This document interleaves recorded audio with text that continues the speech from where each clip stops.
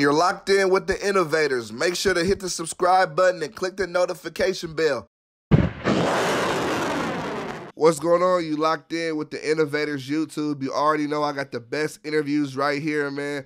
Shout out to my sponsor, St. Ives Blunts.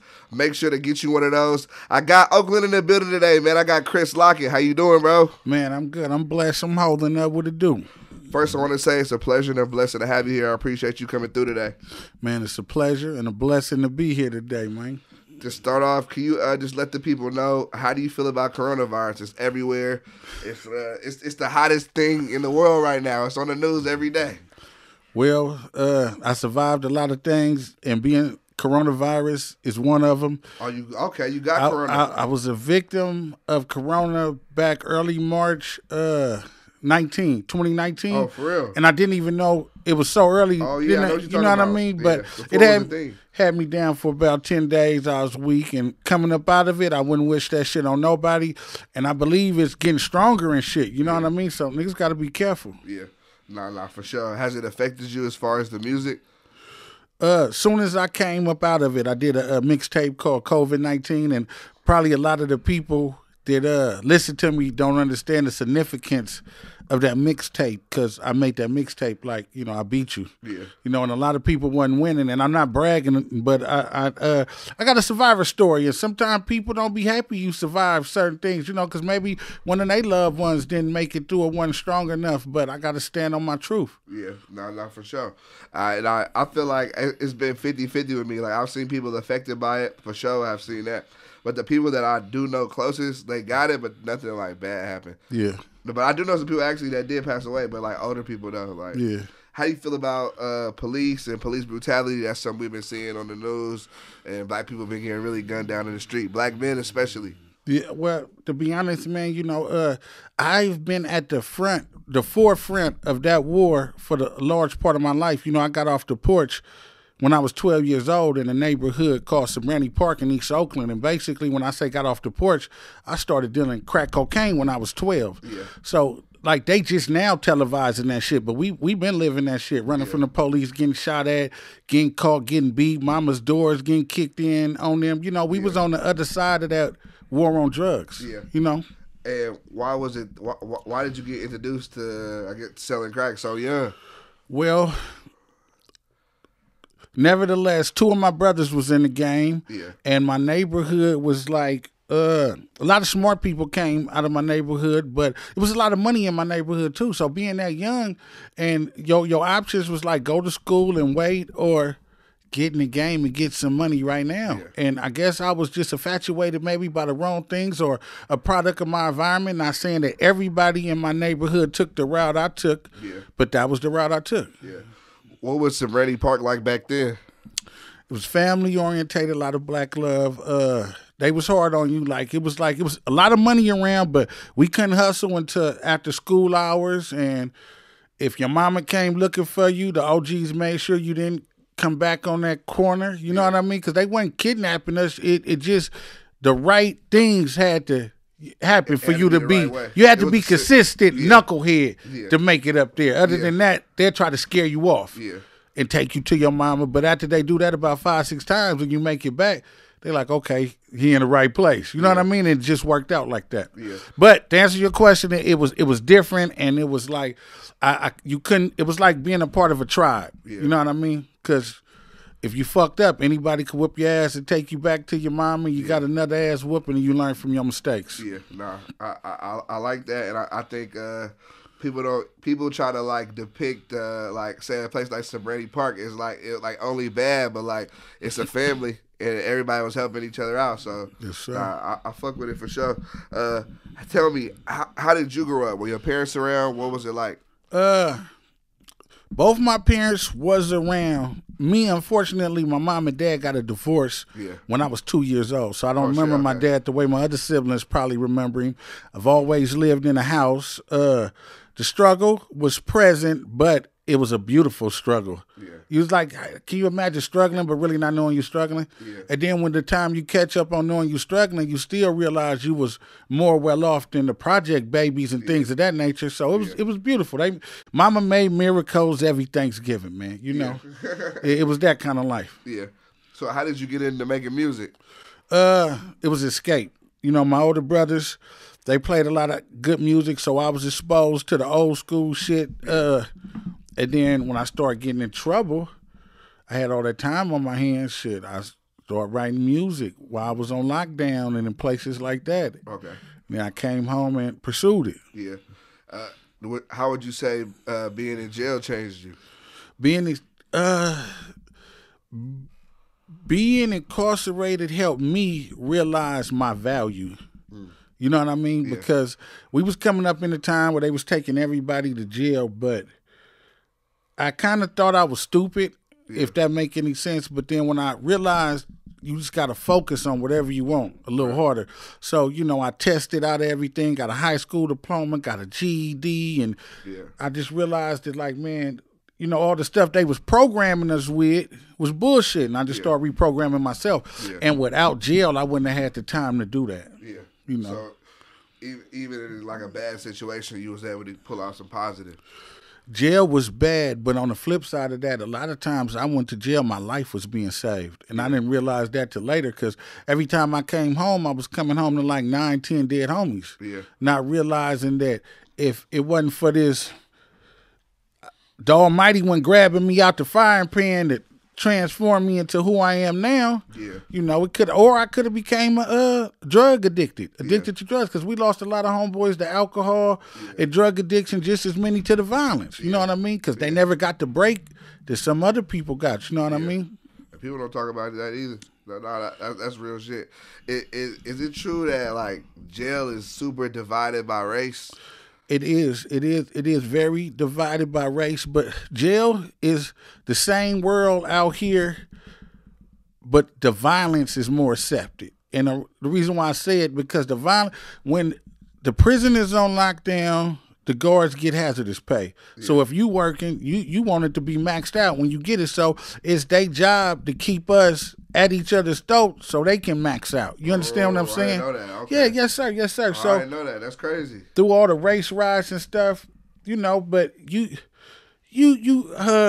think just people who have did time and didn't tap out while they was doing time, you understand the world and you can navigate in the world a little better. Yeah. That's what I think. Tell me, so how did people react to you when you first started making music? Well, when I first started making music, like most of my homeboys, they was feeling it. The big homeboys didn't know I had the talent, but I don't believe nobody really took me serious, because thus far I had a pattern of coming home for about 6 to 8 months and going back to jail for a long time. So it was hard to get people to believe that I was going to do anything besides trap housing and pirating on the streets. Yeah. So when they start to see the transition, I'm like, this dude's serious, and he's spending his own money and using his own resources to do it. Then they was like, you know, keep it up. We want to see you do it. Yeah, no, I rock with that heavy. What artists you grew up listening to? Man, what coast? I've been listening to everybody over here. The Delinquents, Short, you got a Cube. record with Too Short though. Yeah. So that was lit for you. Yes, sir. Short definitely is a legend from where we come from. You know what I mean? Yeah. No, for sure. No, I like that a lot. Can you talk about the projects that you've dropped so far in 2019?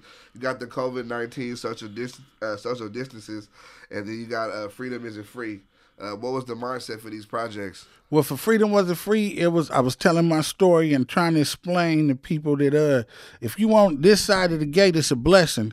And because the design, especially for our people, it was a lot of traps set in place that a lot of other races don't have to go through it. And when we talk about like the positioning, like how we was positioned in Sobrante Park, how the drugs was positioned over there, or the liquor stores was positioned over there. Right. So, you know, our pressures of life was different. Yeah. And when you learn how to navigate, you understand that, like, you know, everybody don't be blessed with avoiding them potholes. Even with all the time I did, I'm free. Right. I got a brother that's been down for about 37 years. I got about 10 partners that's doing life. Yeah. And some of them didn't even do the crime they did, and they only crime was being black or being in the wrong place at the wrong time. So freedom wasn't free was a testament to tell my young black people, wake up, enjoy this gift you got if you on this side of the board, and educate somebody or plant a seed. Stop complaining. You know what I mean? Because we got a whole nother, the youngsters, they kind of raising themselves right now. We blame for that. I'm a blame for that. You know what I mean? So through this music, I got to let them know that some of that shit y'all doing ain't cool. You know what I mean? And balance the reflecting on my life when I was out there doing the same kind of shit. So I got to give it to them raw. Like, I've been where you was at, but I deprogrammed myself and reprogrammed myself. Right. If that make any sense. Do you think that, like, but you know how, like, nowadays it's more, I guess, promoted to be street and to go to jail, and, like, that's what a lot of the music today is promoted. So, like, what made you want to, I guess, show people that there's a other way than that, you feel me? What made me want to show them the other way? Because that shit ain't cool. Because, you know, you could glorify drug use, you can glorify going to jail, but some of these people who do this ain't never been to jail. And some of them don't even use drugs. Or some of them probably never OD'd before. And I think if you OD, it's kind of hard to glorify ODing. That shit be some shit that it might be a game changer for you. I never use this again. You know what I mean? And like jail was a game changer for some of the homeboys. They went one time and I don't want to do that no more. So I'm about to go get this Costco job, this Caltrans job. You know, you do something different. And that don't make you a bad person. That don't make you uncool. In fact, it makes you sharp. No, I like that. So tell me about, like, selecting your beats. Like, that's a good one. How does that? What's the process for selecting beats?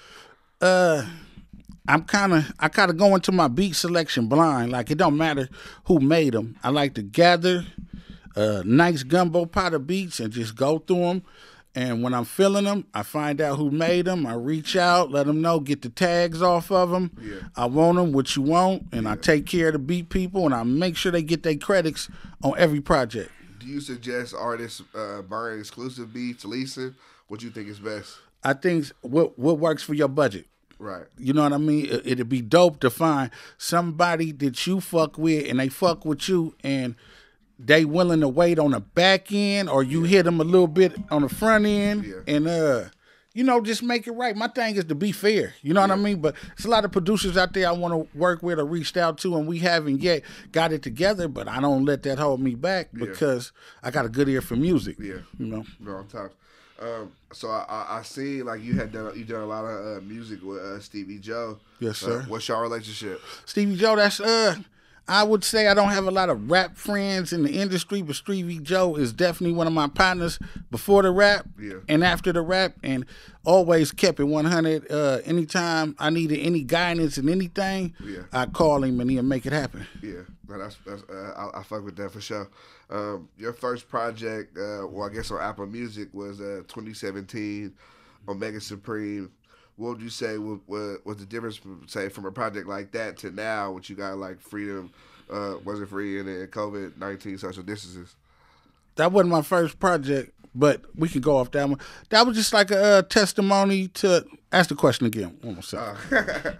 The first project you got on Apple Music, 2017, Omega Supreme. What would you say is the difference between that project and, like, your new projects now? You got COVID-19, social distances, and then Freedom Isn't Free. Omega Supreme was a mixtape, and when I say a mixtape, it was sort of like when you still fine-tuning your skills. Or most mixtapes be a lot of music that was good, but so you combine it all together and you give it to the fans to see what their reaction is to it. You know what I mean? What was the first project you ever dropped? Any Given Sunday, a mixtape with me and Danny from Sobrante, one of my homeboys. What year? Any Given Sunday was 2006. Oh shit! But that was before, like, and then I did the mixtape with Philthy Rich. That was in about 2012, but I had it took down due to some complications with the people who had put it up, and I just ain't never got back to putting it back up. But I've been grinding. I rock with the Delinquents. You familiar with the Delinquents? I was on Bosses Will Be Bosses. 2008. That was my first feature. Okay. So I've been on a lot of their music. Every Delinquent album from that point up, I was on it, mixtape, whatever. I've been grinding in the gutter. Yeah, I ain't gonna lie though. Like a lot of the OGs from the Bay grew up on Delinquents for sure. Yes, sir. You put out a project with Philthy. What was the name on that one? That you said you got to take it down? No, I had took it down because the people I was dealing with. It was an exclusive project. Me and Phil, we worked out some business, and it was my project. Yeah. But the people put it up under Phil name. So when I caught on to what was going on, I was like, nigga, take that shit down. That's my project. Yeah. You know what I mean? Yeah. And they took it down. I guess they went through him and found out I wasn't bullshitting, and they took the project down. And I just haven't had time to put it back up on none of the digital outlets I fuck with. You know what I mean? What's you and Philthy relationship? Non-existent. Okay, for sure. You know, we hear the music and we hear like things people have experienced. Do you ever suffer from PTSD? Hell yeah, I suffer from PTSD. How do you deal with it? Would you take therapy, or what would you say is your way of dealing with it? Shit. I smoked the best chronic I could get my hands on, and I try to keep my energy good. I try to stay around good people. You know what I mean? Because when you suffer from things like PTSD, arguments ain't good. Yeah. Getting your blood pressure up too fast, that ain't good. No. So you gotta avoid being around knuckleheads. You got I like to hang around men. Yeah. You know, because men, we can settle our difference face to face. Yeah. And we don't have to raise our voice. I'm going to listen to your point of view. I'm going to give you my point of view. Worst case scenario, we go give each other a lot of space until we feel different. Yeah. That's how men operate. You know, I don't like have to question people's motives, or when the shit on the back of my neck start raising, because that means something wrong. Yeah. And if you smiling, something still could be wrong. So now it might get complicated, you know. No, for sure. How do you feel about, first I want to ask you, before I get to the next question, what is your favorite weed right now? Do you have a favorite weed? Yeah, shit, man, I smoke. Obama Ranch was my favorite weed for a minute. Yeah. I still like old school shit, like if you run across some good cherry pie or some good granddaddy, but no, I'm in the weed industry too, so My boy make these sticks called Moon Rockefeller sticks. Shout out to my the people at the hubba. I can't think of the name. G-Lean. Shout out my nigga G-Lean, the creator of all the dope shit with the weed shit. But he makes it hard because he makes the infused sticks with an eighth in them already with all the shit. So smoking regular weed don't get you as high as smoking a tarantula. So I got a bag full of tarantulas right now. So if you pass me some regular weed, it might be dope, but I'm all exactly. So I like the sticks and shit. Yeah. How do you feel about you know how like with the Casanova situation, they were saying that like they took clips from his Vlad TV interview and kind of like they used, the FBI was saying they used clips from the interview as far as his case or whatever. Do you think it's on the artist or the interviewer to be, I guess, watching what they say about, because, shit you say can be used against you, I'm going to keep it so clean with you, it can never be on the interviewer. Because as an interviewer, shit, you try to get them to say any kind of weird shit, it's on them to respond. You know what I mean? You can ask me anything, but it's on me. Like me, I like to process a question before I answer it. And I don't know Casanova, so I can't speak on him, but I believe some people get so caught up in trying to prove they gangsterism to the fans of these people, and they forget that this shit you talking about is illegal, and you can get in trouble, or people have been in trouble or hurt by some of the shit you talking about, and you don't have a filter in there. You know what I mean? Yeah. No, that's real shit. It's funny because I always try to do my best to make the artist look the best. I've taken shit out in the past that I feel like I don't know how I like that, but I feel like people be looking at me different being an interviewer because I'm black. They be like, well, you a nigga like us, you ain't supposed to do the same shit that like Vlad or No Jumper would do. But I'm like, I'm like, at the end of the day, like, if you say some shit, like, that ain't what you want me to do. I ain't forcing you to say anything. Exactly. Tell me about Mouthpiece Society. Mouthpiece Society was a label that we created. When I say we, me, my comrade Little Mike and Danny from Sobrante, we all from Sobrante, we come together and we were creating an escape route for our people in Sobrante because, you know, we were accustomed to things that dehumanize you. You know what I mean? Right. We was accustomed to violence. We was accustomed to running down on our people if they wasn't following a certain protocol. And we want to do something different. So we created a label. We started teaching the youngsters how to rap, and we starting to allow them around us, and we let them know it was all right to be different. And some of them wasn't violent, and some of them didn't sell drugs, and that was all right too. Yeah. If you wanted to rap about some different shit. Yeah. Come on. So we put everybody on, and we didn't sign nobody. We taught everybody how to be their own bosses and how to believe in themselves. Yeah. Why did you choose to do that instead of like people? Because we come from an area where totalitarianism was the way of life. And when I say that, it was like one big homie, everybody listened to the big homie. Yeah. But as we got older, we realized that some of our big homies weren't very smart. Yeah. And if you got a big homie and he ain't smart as some of the little homies, then it don't make sense. You know what I mean? And the reason being they wasn't very smart, it wasn't because they were dumb, it's because they was institutionalized. Yeah. So I kind of gravitated to some of the homeboys who never been incarcerated before, who was always free, had more resources, and they didn't have the mental blocks on their mind from the violence and the shit. Because let me tell you something. When you go through that system, you come out and you believe that you solve every problem with violence. Right. Nigga don't pay me, kill him. Yeah. Nigga step on my shoe and then say excuse me, kill him. Yeah. And this is what they programmed us, because this is what we seen. Yeah. But then when we come home and we start dealing with people who haven't been incarcerated for half their life, they're like, man, a phone call can solve that. And this, I know him. I know his brother. Man, calm down. Let me take care of this. Yeah. And it start working. Yeah. And then you learn in the business world, people will fuck you over and you can't do nothing. They'll fuck you over and then call the police and get you excused off their property. Yeah. So then we had to reprogram ourselves to navigate in the real world. Right. You know what I mean? So we had to take lessons from somebody who probably never killed nobody before, who never did no time, but he knew how to stay out. Yeah. He knew how to finesse the police. He knew how to. So then you got to take you got to watch somebody work. To learn how to work. Yeah, for sure. So we went through that transition. You did? Yeah. How do you feel about the Bay Area music scene? This is, I guess, a two-part question.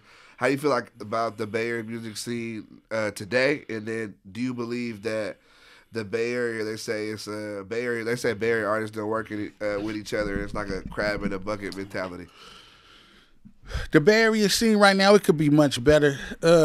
If it's fucked up, you got to blame the gatekeepers. Yeah. And I believe that people are uncomfortable with like the real street people. You know what I mean? And then sometimes, say you at the round table and somebody like, hey man, I want to deal with Chris Lockett. All it takes is, oh bro, uncivilized, and that'll shut that down too. Yeah. And I believe like a lot of times people project things to other people, like you know the big people, the Gazis who never been in the Sobrantes or in the trenches where the shit happened, and they listen to they people who they believe they have. So I believe that plays a big part in it. So if you working your ass off and you pushing and all that, but they already put a bug in somebody's ear that you want civilized, you damn near gonna have to leave the Bay Area to make some noise to make it work for you. Yeah. You know what I mean?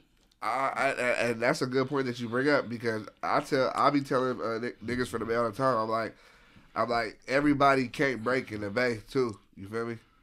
It's like if sometimes you gotta step out. You feel me, to get your shine. Yes, sir. Nah, for sure. Do you have any advice for independent artists? Believe in yourself. I think a lot of times I had to go against what everybody else in the room was saying, and not on no funny shit. It's just because I believed in myself that much. Yeah. Like nigga, like wait, I'm like no, I'm dropping right now. Yeah. You know what I mean? Because you don't have to. You may got all the statistics and all that shit. It makes sense, but you didn't make it. Yeah. Now I made it. I'm the one who sacrificed this time, this studio time, and all that. And I think now is the time. And I believe you just gotta believe in yourself. Yeah. And it's better if you can get a team around you that believe in you too. I feel like the battle within yourself is like the hardest battle that someone, when it comes to being successful, because I feel like what you said, you gotta believe in yourself. But I don't always think that's easy to do though. Like depending on what you're doing and who's around you and the support, especially if you a nigga making music at the start and he ain't making no money off it. You feel me? You just putting all this money in, and then you ain't seeing nothing back. Like how do you keep believing in yourself even when, you feel me, the odds is stacked up against you? It's hard because I done had chicks damn near be like, oh, you wasting your money, or you too old, you need to be doing something else. And in the event these individuals saying this, they may love you and care about you, but it don't make their opinion valid. Yeah.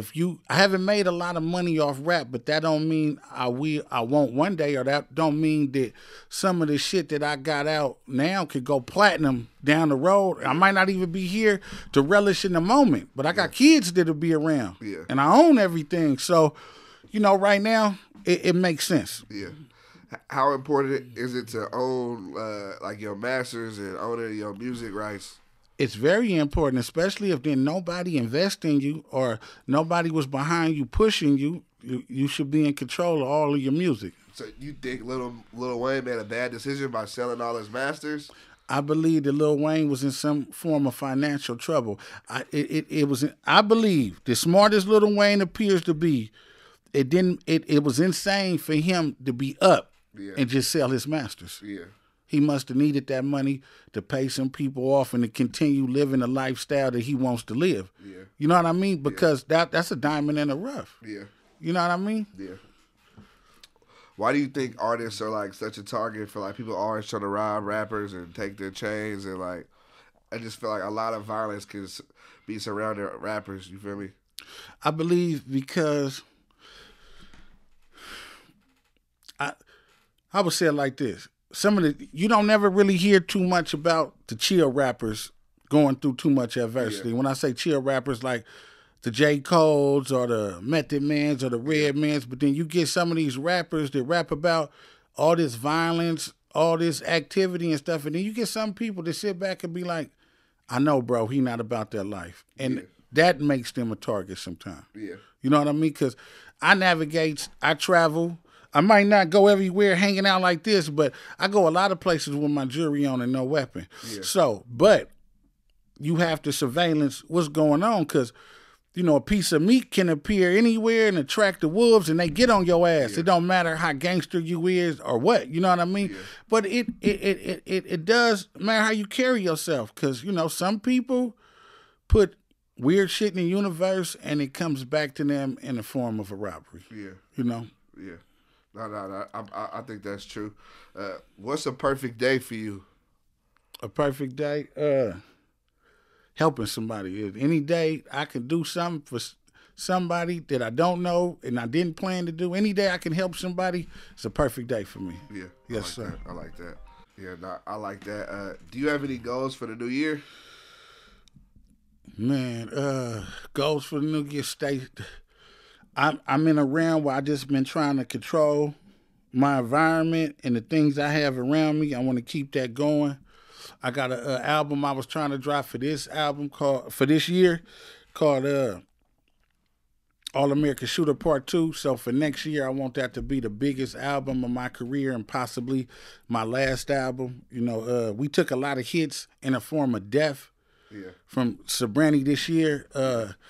A lot of natural causes, about like 7 to 8 natural causes, and I don't know if anybody died from, I can't remember. We just lost a lot. Yeah. We lost a lot this year. You said potentially your last one? Yes. You think about not making music anymore, or just being a label CEO, or what? Well, I mean, for me to continue making music, like I was saying, like I made music for a lot of years, and so I'm in the red. And then this year, I end up coming out of the red of cannabis endeavors, you know what I mean? So now I'm looking at the board like, when you get a winning formula, you would want to put more into the winning formula, into the, You know, the long shot. Yeah. And rap is a long shot. And then with the politics and the bullshit, it's a longer shot. You know what I mean? So due to the response to this album, if I don't get the proper response from this album, I feel like I have attained everything that I wanted to attain from a rap career through another endeavor. I don't have to keep rapping. Yeah. No, it's tough. No, I feel you on that. Can't rap forever either. Man. What are your hobbies outside of music?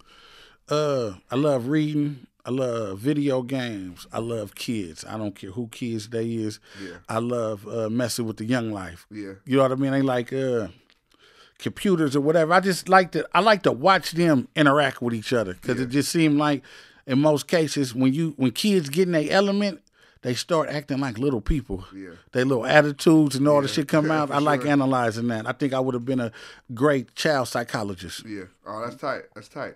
Are there any books that you read recently that you want to suggest to the viewers? I haven't read too much of anything recently, but over the years, one of my favorite books would be the autobiography of Asada Shakur, Taste of Power by Elaine Brown, the autobiography of Malcolm X, 48 Laws of Power by Robert Greene, and you know. Yeah. A bunch of shit like that. Good books right there. Yes, sir. Yes, sir. Do you believe in aliens or ghosts?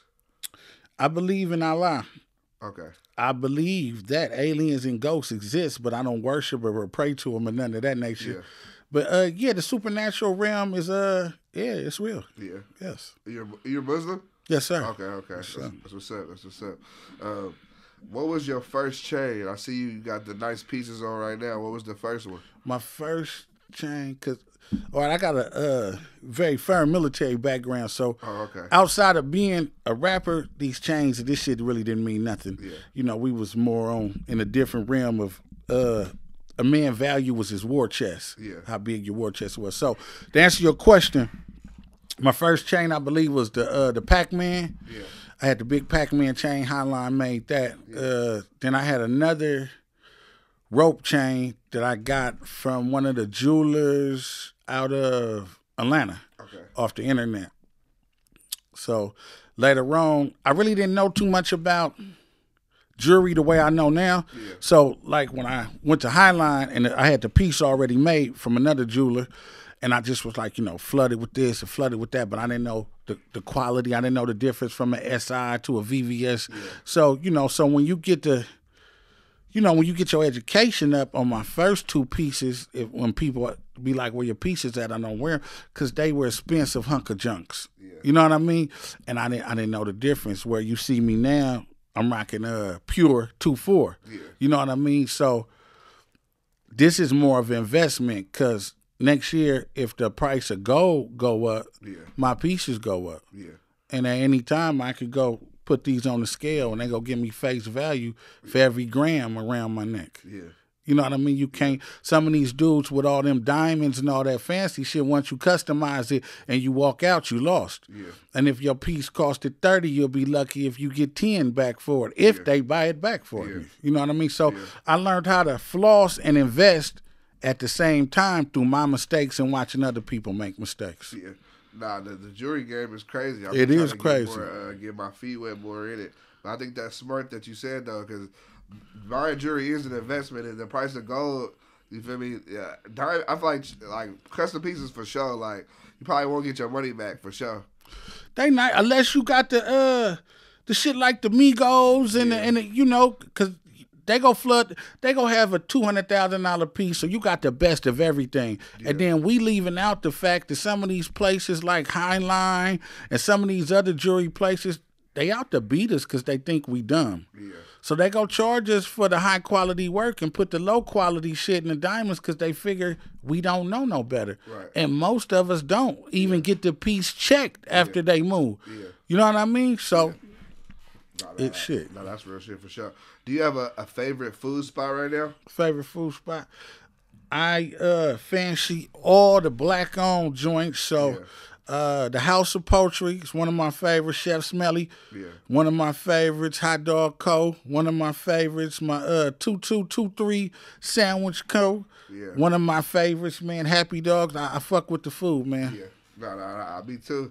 That's those in the Bay, where they at? Are those? All those Oakland. Okay, All those are sure. Oakland. Shout out to the town for Town sure. business. How do you handle people, that didn't support you, and of course when they see you having success, they want to be in your face? I wish them the best, and I try to get away from them fast as possible.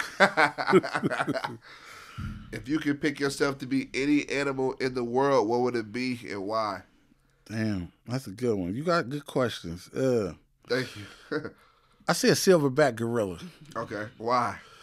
Cause if you watch gorillas, they move like people. Yeah. You know what I mean? They move, they fuck like people. Yeah. And they intelligent, and they're not like dirty idiot animals. I don't know if no animal is an idiot, but I do believe gorillas, they got brains and they got brain power, and they use it to navigate through the jungle and survive. No, for sure. How do you feel about beef and rap beef? And do you think that it's real? You think it's fake? You think people use it for clout? Like, what's your opinion on that? I think, man, when you come from the streets, man, and you really had to navigate that shit up close and personal, you don't want to see nobody beef. Yeah. You know what I mean? And I'm glad you asked me this question, because if I was to get a powerful enough voice, or I'm not saying my voice ain't powerful now, but when you get certain limelight, you get in that position you wanted. Yeah. One of the first things I would do, I would sit all the young gangbangers, all these young new gangs in Oakland, I would sit them down and talk to them. I would like, what's y'all objective? What y'all plan on doing? Killing each other until y'all can't kill each other no more? You got to go? Because nobody fought a war and the war never ended. Yeah. But I guess the youngsters ain't being laced. Like, you can't just fight a war for all your life. Yeah. It got to be some kind of end, or what grounds? What can you come to a conclusion where these people stay off this side of town and y'all stay over there and y'all live? Yeah. You know what I mean? Yeah. Because it's just today, certain people think violence and all that shit is honorable. Okay, they took my partner and I'm riding for him. Yeah. But have you ever thought maybe your partner don't want you to ride for him no more? Yeah. Maybe your partner wants you to go help his daughter get into college and live the best life she can live. You know what I mean? Yeah. But if ain't nobody never popping these questions, because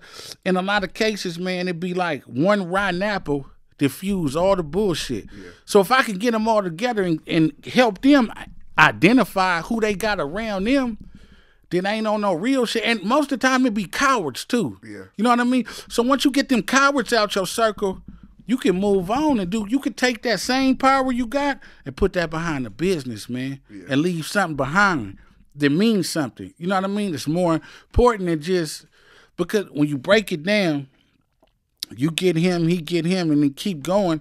Is this the life you want to pass on to your kids or your daughter? And when you come to the rationality, no, then you got to be the one to lead by example or show them how to do something different, or you not a man. Yeah. Nah, real shit. If you could relive your life and not get into the streets, would you? Man, that's a hell of a question. If I wasn't in the streets, I would have wanted to be some kind of scholar. Yeah. Some kind of scholar. Yeah. You know, but man, when you're very smart and you telling the truth, you're a target. You know, some of our best people, like Martin Luther King wasn't a savage, Malcolm X wasn't a savage, Marcus Garvey, they were assassinating because of their intelligence. Yeah. You know what I mean? Too much intelligence has got a lot of people killed, a lot of black people killed, for sure. Yes, sir. No, that's real. That's real. What is something that most people don't know about you? What's some? Most people don't know that I don't like scary movies. For real? Yeah. I grew up not liking scary movies either, but something recently has me less scared. I don't know. I thought I was so scared as a kid that now that I've been older, I'm just like, let me conquer this shit. What is it? So what is it all right? A traditional scary movie with the Jason and the Halloween man is cool, but when they got this shit with the demonic shit and the possessed dolls and shit, I don't want to play with nothing that lean off into the realm of reality and the possibility that could be going on. Yeah. I'm too paranoid to sit around and watch some shit like that. I don't want to watch no shit like that. I have seen it, but when I like scary movies, it's not like on no shit like that. Like I like more. I feel like my scary movies are like more like the old school shit. Yeah. Nah, for sure. What inspires you? Success inspires me. Listening to people. I like listening to the old timers. Yeah. You know what I mean? And what else? I'm survival stories, man. People who made a way when it wasn't no way. You know what I mean? It reminds me of like where we come from as being owned as a piece of property, even though we didn't see it in this life. Yeah. To walking around, living the life we live now. Some people get to do whatever they want, hop on the plane, go wherever they want. You know what I mean? And it in a sense it's free, but we're not free. Yeah. But it's a big difference from what people in slavery days. You know what I mean? This shirt, they didn't have no hoodies like this or nothing. Yeah. They was in rags. Yeah. The food they ate wasn't no chef smellies. They made the best of having nothing. Yeah. Nah. And I feel like I do feel that resilience that we had that our ancestors had is the reason I feel like we still kind of so strong today. But I feel like the thing that they had back then that we don't really have today is that they were more together. Yes. I feel like now we just got to be more together. That's the key, because I remember like being incarcerated doing dorm living. They had like 200-man dorms, and they never let the count of the African Americans get like higher than 40. And like we'll be in riots, and it's like 40 against 160, and we come out on top. And like during a riot, it's just like you ain't thinking, it's just survival mode, but I understand why people fear us. Yeah. And I understand why the system and the masses go so hard to keep us separated, because we can do anything when we come together, bro. Yeah. Do you understand what I'm saying? I just said 40 people against 160 people I was fighting for like an hour. The guards ain't helping. That's crazy. And when they come in there, bro, we not on our backs. Like niggas back against the wall. We done pick niggas up. We protected niggas. And that's the only time in my life I have seen us, like when we really up against it, I don't care. Even the people you thought didn't have no fight in them, man. Yeah. We like superheroes. Yeah. You know what I mean? Nah, for real. What is the biggest lesson you've learned in the industry so far? Fab passed this lesson on to me. He told me not to personalize anything. And I just learned how to, I rap with you. We supposed to do something. I hit you the next day. You don't answer and it don't fall through. It ain't wise to just be like, oh, bruh, hating, bruh, this. You got another line. I don't know what happened. And if it's meant to be, it will be. But sometimes shit don't happen, and you just can't personalize it. Yeah. That's something I learned, I feel like a lot, like with the interview game. Just like, people be like, I feel like I've seen people out in the streets or whatever. They be like, "Bro, I love the interviews. Let's do something." And I hit their phone, they don't respond. I'm like, "Nigga, you told me." It's just a lot of shit that happens in the industry where you just be like, "Let me take my feelings out of this." I feel like I started being more successful when I took my feelings out of it, and like everything was business. Like I made some good friends out of this, but like I don't go into it trying to make a friend. I go into it saying business. We meet as business, men or women, or whatever, and from there, we see how we conduct business, and then that's right, then the friendship can come from that. You feel me? Yes, sir. Yep. Do you believe when an artist gets popping, they should move away from their city? I believe that when you become popular, or when you got something good going for you, you have to become uncomfortable. So yes, you have to, with everything the norm, you got to just start, you got to max out on it. Yeah. You know what I mean? So if I got something good for me going in the Bay Area, that mean I got to go everywhere they ain't never heard of me and let them know I'm the man. Go ahead, check back on me. Yeah. You know what I mean? I like that. I like that for sure. What do you think has changed most in the music over the years?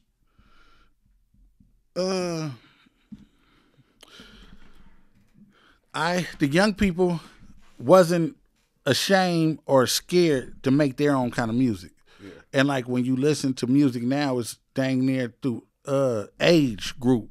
Certain age groups listen to what they cool with. Yeah. But the youngsters, like my son, he's 24. Yeah. Lil Cedar listened to the total opposite of what I listen to, and he has no problem with enjoying the music. You know how some people listen to this but be ashamed, like I don't want them to know I listen to this. The young people, they listen to what they listen to, and it's F you if you don't like it. And young people make music for their fans, and it's not a bunch of, like, even though people, they talk about the mumble rap and this, that, I see a lot of creativity in the music. I see a lot of people not scared to be called Boosie or whatnot. But some of the people we think is Boosie, maybe the little Yachis or this person with green hair, they got a stupid fan base. So it don't matter how I feel about them, or if they got a nose ring, or if they hear yellow or green. They got a fan base. They got somebody digging them. So you can't tear nobody down. You know what I mean? It's just different. That's real shit.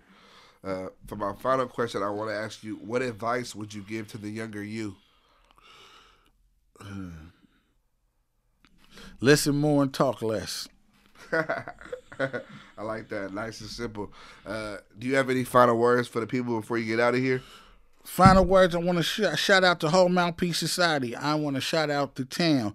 And I want to, All American Shooter Part 2 disc Endeavor. First disc entitled All American Part 2, The American Way, Rob, Steal, and Kill. The second disc entitled The Life and Times of Lieutenant Real. Look for it early, 2021. The dopest shit out. Yes, sir. Chris Lockett, Oakland. I appreciate you.